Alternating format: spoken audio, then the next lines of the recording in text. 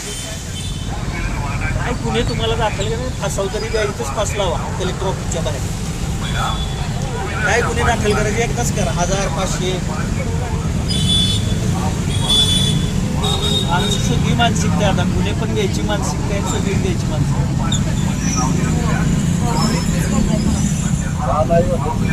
का नाही म्हणतात ते पण द्या, आम्ही आलो नाही सकाळी म्हणून ते आता घेत नाहीत आमच्याकडून चेक करून.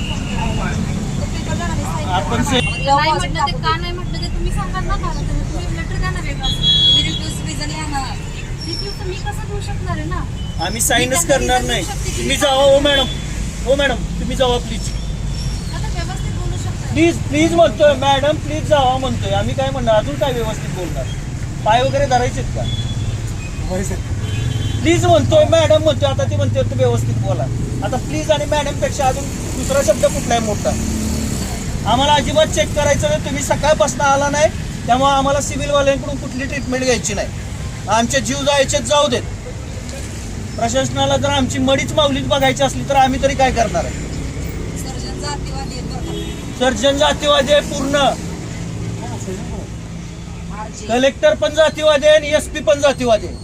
सगळी जातीवादी. सातारचे कलेक्टर जातीवादी आहेत, सातारचा पोलीस निरीक्षक जातीवादी आहे, हा सिव्हिल सर्जन जातीवादी. यांना काय घेणं नाही देणं नाही. 6 दिवस आणि 7 दिवस पडलं तर इथंच मरा म्हणतील. अशीच नेत्याला बोड्यानं चालतील निवड माऊली.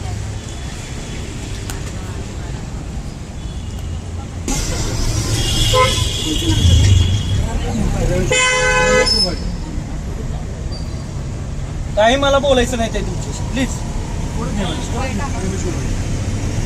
हात जोडतो तुम्हाला. मी इथलं जावा तुम्ही.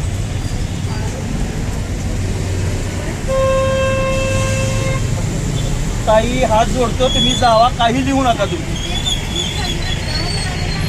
नाही म्हणून सांगा त्यांना. ती माहिती पण देत नाहीत म्हणून लिहा.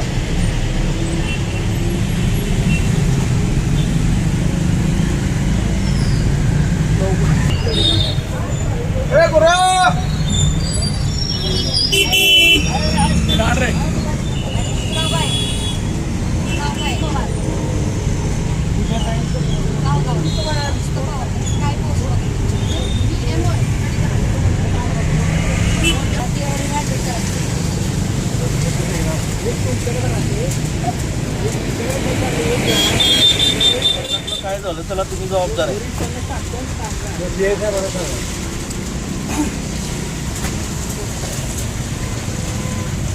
त्यांना हसा येते गचक म्हणलं तर काय होईल. त्यांना काही फरक पडत नाही. त्यांच्यासाठी फक्त ही जनावर आहेत, बाकी काय नाही. हे आंदोलक वगैरे काय नाही. प्राण्यांसारखं ट्रीट करतात. त्यांच्याकडे नाहीये. त्यांनी पोस्टमॉर्टमच्या नोंदण्या वगैरे करून त्यांना पाठवलंय. म्हणजे हे वेगळे ते एमओ अलग लक्षात. हॉस्पिटलमध्ये चालू 27 नंबरमध्ये एमओ पाठवले त्यांनी आता.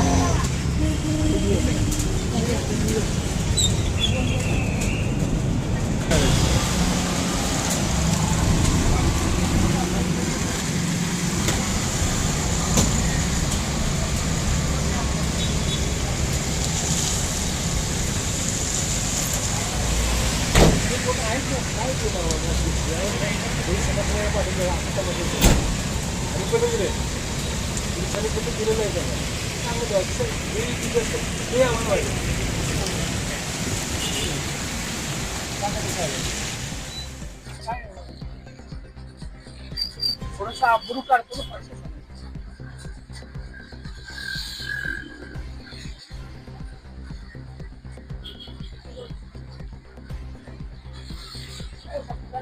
या जातीवादी प्रशासनाचा मी सर्वप्रथम त्यांचा धिक्कार करतो, त्यांचा निषेध करतो. आज 6वा दिवस संपलेला आहे. मला बरेच शासकीय अधिकाऱ्यांचे फोन आले. 10 मिनिटात येतो, 20 मिनिटात येतो. एका तर पट्ट्यानं सीओनं 3 वाजता फोन केलेला की मी 20च मिनिटात साहेब आलो आपल्याकडे. आता 6 वाजले तरी ते आलेले नाहीत. तर हे सातारा जिल्ह्याचं जे प्रशासन आहे हे जातीवादी प्रशासन आहे. त्यांना जे आंदोलनाला बसणारी लोक आहेत त्यांची तोंड बघून ते न्याय देतात. या ठिकाणी मागासवर्गीय समाजाचं पोरं या ठिकाणी आंदोलनाला बसलेले आहेत. ज्यावरती त्यांना दिसतंय की रिपब्लिकन सेना हा बौद्ध समाजाचा, मागासवर्गीय समाजाचा, आंबेडकरी अनुयायांचा पक्ष आहे आणि म्हणून त्यांनी याच्याकडे कानादोरा केलेला आहे.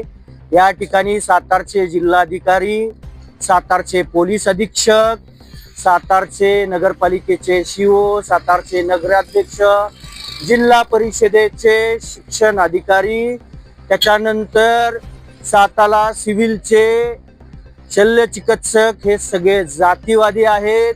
यांनी जाणून बुजून या आंदोलनाकडे कानाडोळा केलेला आहे.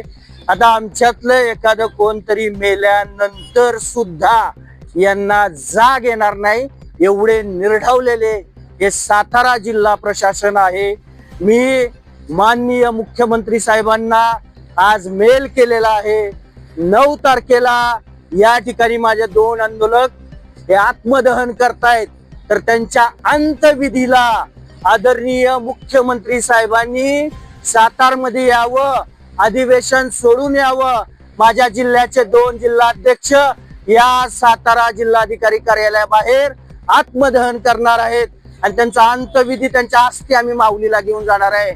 महाराष्ट्राचे मुख्यमंत्री, उपमुख्यमंत्री यांनी या अंत्यविधीला यावं, हे मी पश्चिम महाराष्ट्राचा अध्यक्ष अतिशय विचारपूर्वक बोलतोय की आपण अधिवेशन सोडून हे सातारा जिल्हा प्रशासन अधिकारी जे आहेत यांना तात्काळ निलंबित करा. यांना माणुसकी उरलेली नाही. मी आपल्याला नम्रपणे आव्हान करतो की आपण अंत्यविधीसाठी माऊलीला या, अधिवेशन सोडून या.